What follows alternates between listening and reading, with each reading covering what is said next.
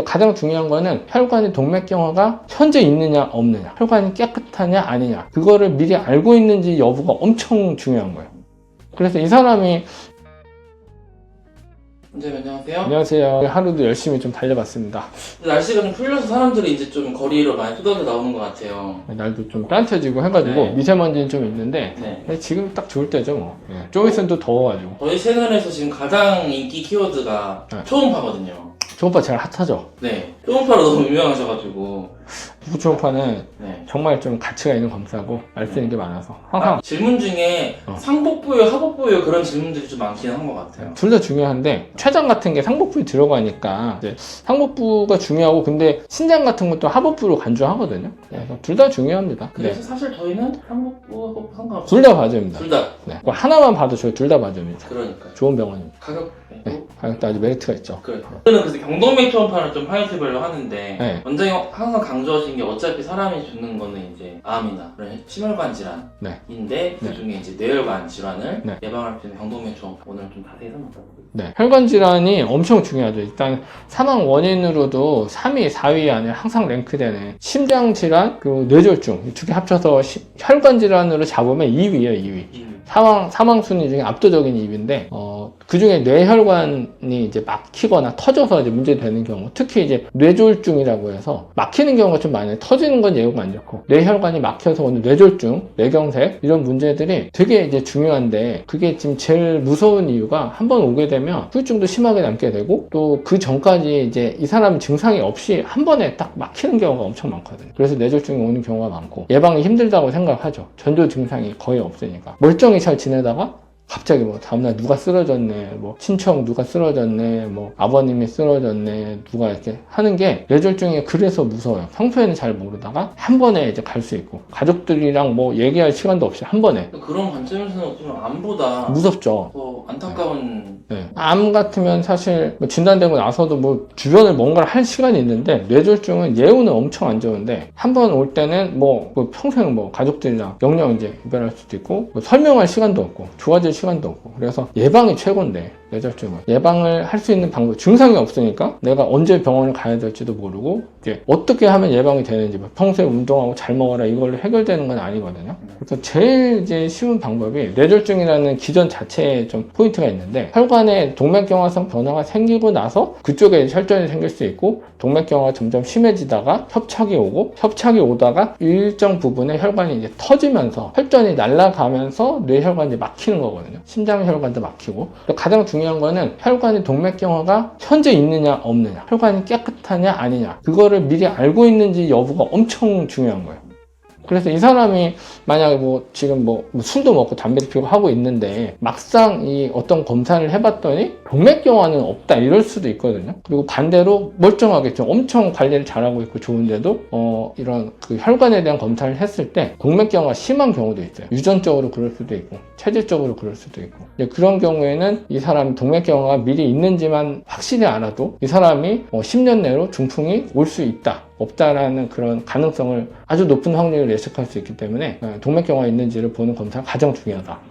그거는 사실 아주 정말 쉬운 검사. 한 5분에서 10분이면 충분히 할 수 있고, 통증도 없고, 비용도 많지도 않아요. 한 4만원, 5만원 선에서도 할 수 있는 가장 확실한 검사가 있거든요. 그거를 경동맥 초음파라고 그래요. 그래서 혈관을 초음파로 직접 우리 몸에서 이제 초음파로 혈관을 바로 볼 수 있는 부분이 많지 않은데, 이 경동맥이라는 혈관이 있어요. 심장에서 나와서 이제 뇌로 보내주는 혈관의 80%를 차지하는 혈관이 경동맥. 그거를 초음파로 이렇게 실제로 봐서 혈관벽의 두께를 초음파로 재고, 그 잰 두께를 확인하고 동시에 그 혈관에 플라크라고 하는 동맥경화성 변화가 있는지 그거를 확인을 해서 이 사람은 정상이 아니면 이 사람은 뭐 좁아져 있다, 이미 좁아져 있거나 혈전이 생겨 있구나. 그래서 그게 나중에 중풍으로 갈 가능성이 높다, 낮다. 높으면 이제 고지혈증에 대한 치료도 훨씬 좀 엄격하게 해볼 수 있는 거고, 그래서 그걸 미리 예측하고 관리를 하는 게 뇌졸중을 예방할 수 있는 거의 유일하고 확실한 방법. 압도적인 가성비, 그 가격으로 한 2년에 한 번 정도 이 검사를 하는 것만으로 이 사람이 중풍이 올 수 있다 아니다, 아니면 만약 올 것 같으면 관리를 어떻게 해야 되겠다라는 이제 계획을 세울 수 있기 때문에 아주 좋은 것 같아요.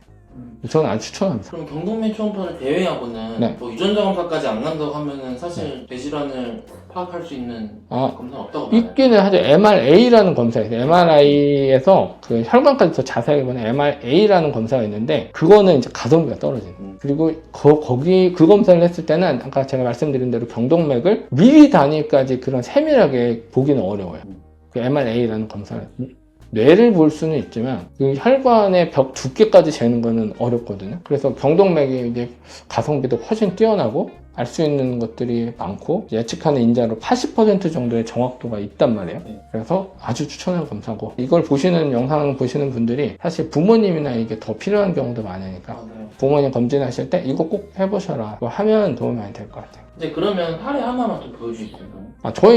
저희는 워낙 검사 많이 하니까 네. 이제 오늘도 검사를 하셨던 분이 있는데 네. 당뇨가 있고 고혈압이 있어서 위험 인자가 있어서 이 사람은 이제 동맥경화가 있는지가 아주 중요하거든요. 네. 그래서 이런 경우에 동맥경화가 심하다고 하면 이 사람이 향후 10년 내에 10% 이상의 이제 중풍이 올 확률이 있다라고 계산이 되면 약을 좀 바꾸거나 관리를 좀 더 심하게 들어갈 경우가 있어요. 네. 그거를 보기 위해서 경동맥 초음파 검사를 봤는데 네. 화면 보시면 이제 알 수 있듯이 네. 이렇게 보이는 화면에서 가로로 보이는 이 까맣게 보이는 관이 혈관이에요. 경동맥은 혈관이고 네. 여기서 노랗게 표시된 부분이 혈관벽의 두께. 나이마다 허용되는 두께가 좀 정해져 있기는 한데 러프하게는 1mm를 좀 벗어나면 두껍다라고 보면 되거든요. 근데 여기 봤을 때는 이쪽에서는 한 1.1mm인 구간이 있죠. 네. 여기는 정상에서 살짝 벗어나는 정도다. 이 두께는 혈관벽이 두꺼울수록 안 좋은데 이 정도면 크게 문제되는 건 아닌데 네. 이쪽에서 보면 오른쪽에 벌브라고 해서 경동맥 구부라고 해서 네. 경동맥이 두 갈래로 갈려지는 구간이 있어요. 네. 여기서는 혈액이 와류라는 게 생길 수 있어서 네. 혈관이 탁탁탁 맞으면서 튕겨나가니까 여기 동맥경화가 잘 생기거든요. 이 부분이 이제 하얗게 보이면서 두께가 1.8mm까지 두꺼워진 부분이 있어요. 여기가. 그래서 이런 부분 동맥경화가 있는 게 좀 문제고 그래서 그쪽에는 혈액이 이렇게 튕겨서 역류도 생길 수 있고 와류도 생길 수 있어서 그 부분이 동맥경화가 잘 생겨서 특히 주의해야 되는 부분이고 이 경우에는 이 그림에서 보면은 혈관벽의 두께가 갑자기 이렇게 엄청나게 두꺼워지는 부분이 있죠. 우리 3mm가 넘죠. 네. 이쯤 되면은 전체 혈관에서 차지하는 이제 면적이 커지니까 거의 40% 정도 좁아졌다라는 결과를 알 수 있거든요. 압력이 엄청 올라가네요. 그렇죠. 근데 이쪽이 좁아지면 그 눌러지는 압력도 커지고 그래서 혈관 내벽이 손상을 받고 그러면 동맥경화가 진행되고 동맥경화 진행되면 거기에 침착되는 세포들이 나중에는 이제 터질 수도 있고 그래서 위험해질 수 있는 거라서 사전에 관리를 잘 해야 돼요.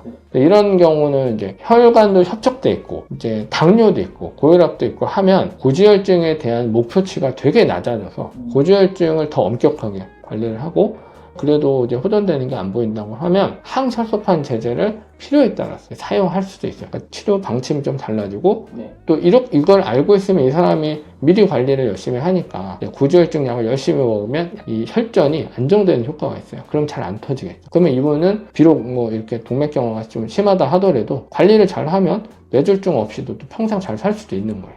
그래서 이런 거를 알 수 있는 검사가 현재로서는 이제 경동맥 초음파밖에 없기 때문에 꼭 해보시는 게 좋아요. 추천하는 거는 보통 50세 이상 환자분, 그리고 흡연이나 이제 술 하시는 분들, 그리고 당뇨, 고혈압, 고지혈증 이 세 개 중에 하나라도 있는 분들, 그리고 가족력에 이거는 이제 50이 아니고 뭐 40대라고 하더라도 가족력상으로 심장질환, 뇌졸중, 이런 혈관질환이 가족력이 있는 분들, 이런 분들은 꼭 해보는 게 아주 좋을 거예요. 증상이 오기 전에 예측할 수 있는 검사는 사실상 현실적으로는 누구나 막 100만 원이 넘는 MRA를 막 찍을 수 있는 건 아니잖아요. 사실상 이거밖에 없어요. 이 혈관에 대한 리스크도 오히려 봄이 되면서 올라갈 수도 있나요? 그러니까 온도 변화가 크면 거기서 불안정성이 더 높아질 수 있기는 해요. 일교차가 크거나 그리고 또 겨울에는 또 온도가 이렇게 실내에 있다가 밖에 나가고 확 추워지잖아요. 그런 것도 혈관벽에 좀 불안정성을 높이기 때문에 문제될 수 있어서 겨울에는 목을 따뜻하게 경동맥을 보호하는 입장에서 머플러 같은 거 해주시는 게 좋고 봄에는 낮이랑 밤이랑 온도차가 클 수 있으니까 좀 조심하실